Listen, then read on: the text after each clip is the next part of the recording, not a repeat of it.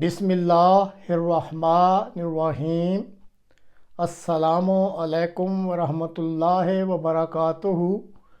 میں زبیر خان ہوں اور آپ میرا ویلاگ دیکھ رہے ہیں۔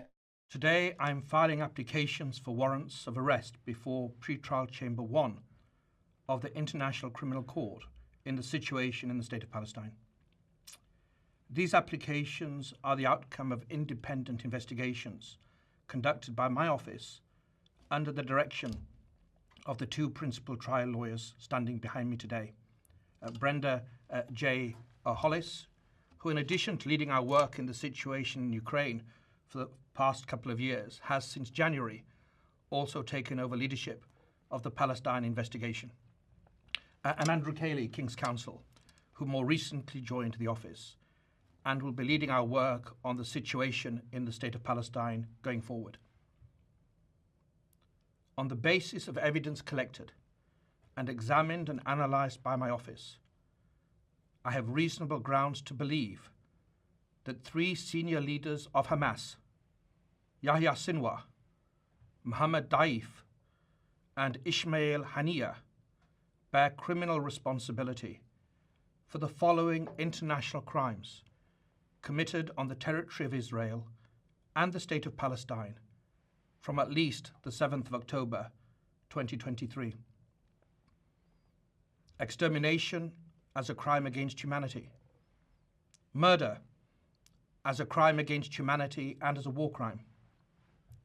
The taking of hostages as a war crime. Rape and other acts of sexual violence during captivity as crimes against humanity and as war crimes.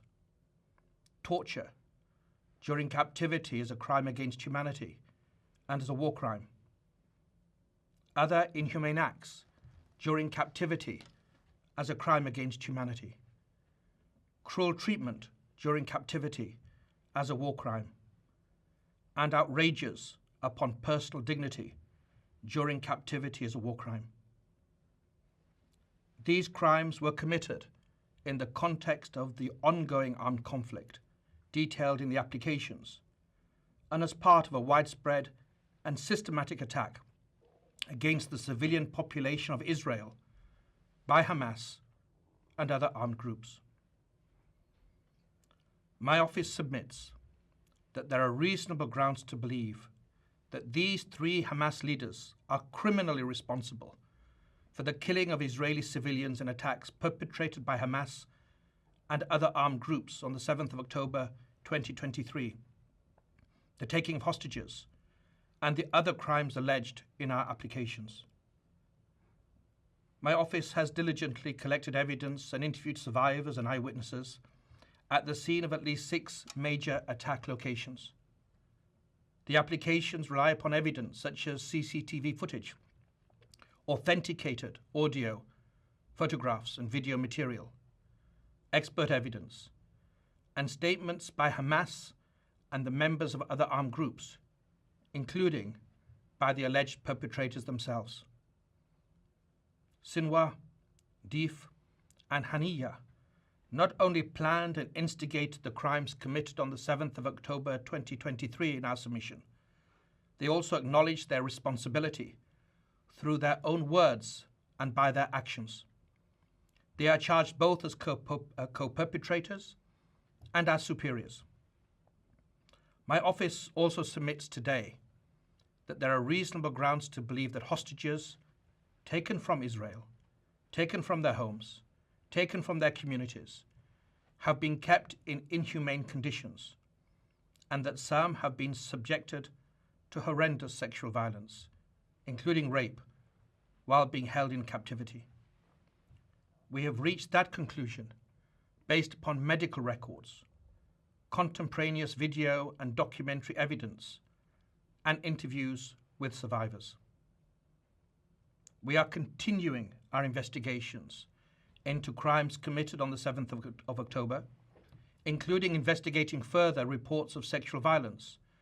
And I repeat and underline my call for the immediate release of all hostages taken from Israel and for their immediate safe return to their families. This is a fundamental imperative demanded by good conscience, demanded by morality, and demanded by international humanitarian law. Hostages must be released immediately.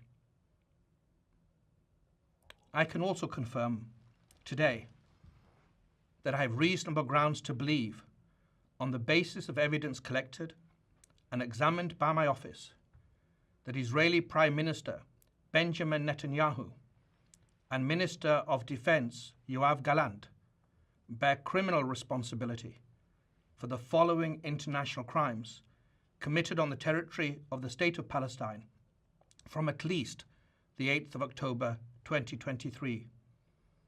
The crimes include starvation of civilians as a method of warfare, willfully causing great suffering, serious injury to body or health or cruel treatment, willful killing or murder, and intentionally directing attacks against a civilian population, as well as crimes against humanity of extermination and or murder, persecution, and allegations of crimes of committing other inhumane acts. It's alleged that these crimes were committed in the context of the ongoing armed conflict and as part of a widespread and systematic attack against the civilian population of Gaza pursuant to a state policy. Unfortunately, these crimes continue to this day. My office submits that these individuals, through a common plan, have systematically deprived the civilian population of Gaza of objects indispensable to human survival. We have reached that conclusion based upon interviews with survivors, many eyewitnesses, experts, from satellite imagery, statements from Israeli officials, including the 2 individuals subject to the present application, as well as based upon several hundred authenticated videos, photographs, and audio recordings, many of which were taken and shared by victims and eyewitnesses themselves.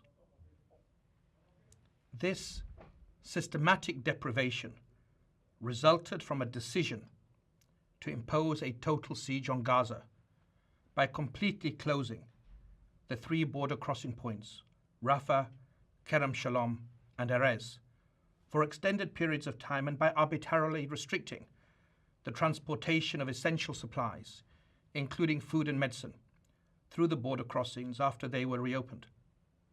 The siege, the total siege, also involved cutting off cross-border water pipelines from Israel to Gaza, which is the principal source of clean water for the population in Gaza. It was cut off for prolonged periods beginning on the 9th of October 2023, and it was accompanied by the cutting off or hindering of electricity supplies to Gaza from the 8th of October 2023 until today. That conduct took place alongside attacks that killed civilians, including people queuing for food, the obstruction of aid delivery by humanitarian organizations, and attacks on aid workers that forced many of those same humanitarian organizations to either cease operations or limit their life-saving efforts in Gaza. The tragic effect of the use of starvation as a method of warfare against Gaza's civilian population is acute, it's visible, and it's widely known, and it's confirmed by multiple witnesses and victims, including local and foreign medical doctors. That starvation has caused and continues to cause deaths, malnutrition, dehydration, and profound suffering among the population. Famine is already present in some areas of Gaza, and it is imminent in others. My office charges Netanyahu and Gallant as co-perpetrators and as superiors in the commission of these alleged crimes. ناظرین، یہ جو آپ نے ابھی international criminal court کے chief prosecutor کریم خان صاحب کی video دیکھی اور سنی ہے، گو یہ انگریزی زبان میں ہے، تو ہم اس کا خلاصہ اتنا ہی ہے کہ انہوں نے پروسیکیوٹر آفس کی طرف سے بطور ایک آزاد ادارہ کے مکمل طور پر تحقیق کی ہے اور انسانیت کے خلاف کیے گئے جرائم کی بنا پر حماس کے 3 عہدیداران سموار صاحب، دائف صاحب اور ہانیہ صاحب اور اسرائیل کے وزیر اعظم اور وزیر دفاع کے خلاف وارنٹ گرفتاری جاری کیے جانے کی درخواست دائر کر دی ہے۔ اب اس خبر کو میڈیا عجیب و غریب طور پر پھیلا رہا ہے۔ اس وقت جو اصل صورتحال ہے وہ کچھ یوں ہے کہ اب انٹرنیشنل کریمینل کورٹ کے جج صاحبان چیف پروسیکیوٹر کی درخواست پر غور کریں گے اور یہ فیصلہ کریں گے کہ کیا وارنٹ گرفتاری جاری کرنے ہیں یا نہیں۔ اس میں جن کے خلاف یہ درخواست دی جاتی ہے ان کو سمن یعنی بلایا بھی جا سکتا ہے عدالت میں، یا پھر ان کے وارنٹ گرفتاری جاری کیے جاتے ہیں۔ واضح رہے کہ اسرائیل، امریکہ اور روس ان ممالک میں شامل ہیں جنہوں نے انٹرنیشنل کریمینل کورٹ کے معاہدہ پر دستخط نہیں کیے ہوئے۔ تاہم چونکہ یہ جرائم فلسطین کی سرزمین پر کیے گئے ہیں جو کہ سال 2015 سے انٹرنیشنل کریمینل کورٹ کا ممبر ہے، اس لیے اس علاقہ میں کیے جانے والے جرائم اس کورٹ کے دائرہ اختیار میں آتے ہیں، اور اگر اس کورٹ کے جج صاحبان وارنٹ گرفتاری جاری کر دیتے ہیں تو پھر اگر یہ مجرم افراد اس کورٹ کے 124 ممبر جنہوں نے اس معاہدے پہ دستخط کیے ہوئے ہیں، اگر یہ جو افراد ہیں اگر ان کے خلاف وارنٹ گرفتاری جاری ہو جاتے ہیں تو اگر ان 124 ممبر ممالک میں سے کسی بھی ملک میں جاتے ہیں تو پھر وہ ملک ان کو یعنی یہ جو افراد ہوں گے 5 ان کو گرفتار کر کے بین الاقوامی جرائم کی عدالت میں پیش کرنے کا ذمہ دار ہو جاتا ہے۔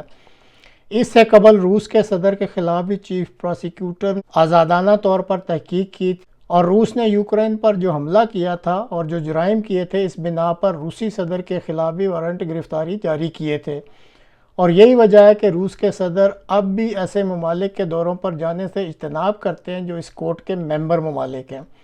بہرحال ابھی تک حماس اور اسرائیلی عہدیداران کے وارنٹ گرفتاری جاری نہیں ہوئے، صرف ان وارنٹس کے جاری کیے جانے کی استدعا کی گئی ہے جو کہ چیف پروسیکیوٹر کی طرف سے 20 مئی 2024 کو انٹرنیشنل کریمینل کورٹ کے جج صاحبان کے روبرو دائر کی گئی ہے۔ اب اس پہ کیا فیصلہ ہوتا ہے اس کے لیے ہمیں انتظار کرنا پڑے گا۔ ناظرین، آج تک کے لیے اتنا ہی، اگلے پروگرام تک کے لیے اجازت دیجیے۔ خدا حافظ۔